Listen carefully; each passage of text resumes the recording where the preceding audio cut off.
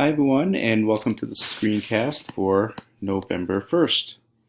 Schedule for the week. We have a staff meeting on Wednesday. This will be our second one on implicit bias. Looks like we have a dines out for donations on Monday. Remind your students about that. And then if you look on Friday, we have a grade for breakfast. Also, looking ahead, November 11th, the following week, we have Veterans Day, and we will have our flag raising ceremony at that time. And I'm sure I'll talk about that more as we get closer to that. Staffing update. We have another fifth grader that will be starting on Monday. That means we have fifth grade of classes of 30 and 31. And while we have amazing teachers in fifth grade, we know that is tough.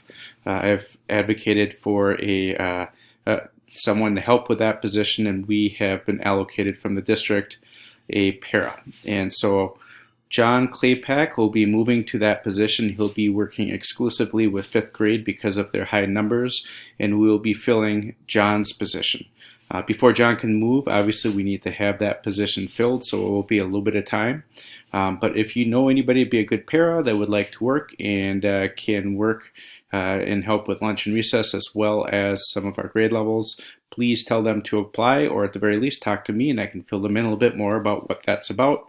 John will be moving to fifth grade, but it will be a little bit of time before that move is finally completed. Personalized learning spaces opportunity. Hey, I talked a little bit about this last week. We're at the point where we have two main ideas. One idea would be to improve the breakout space sort of close to our fifth grade area there. That's a shared space. I've seen many different people using it. It would not just be for fifth grade. It could be used for reading buddies. It could be used for reading core.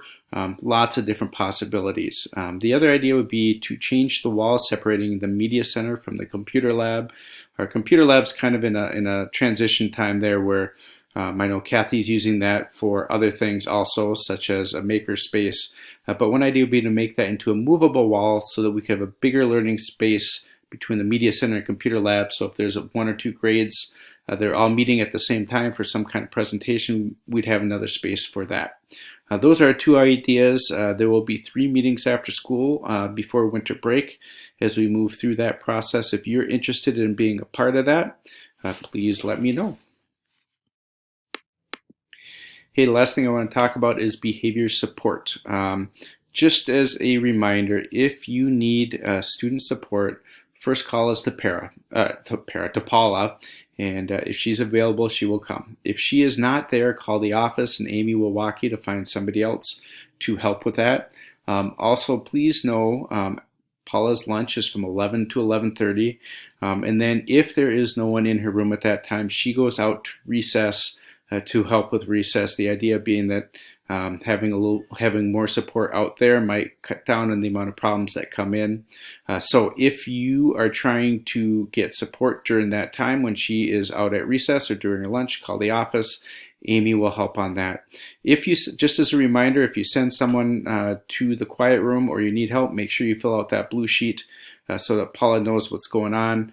Or I know what's going on and we can support you. And I know that's sometimes hard. At the very least, call and leave a message for Paula so that we know what we can do to help you with that. So I know that's not ideal, but that's what we're doing right now. And so if Paula's not there, call the office.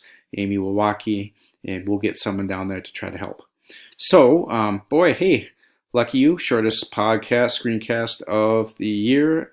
Hope you have had a great weekend, and look forward to seeing you all on the second day of daylight savings tomorrow. Take care, everyone.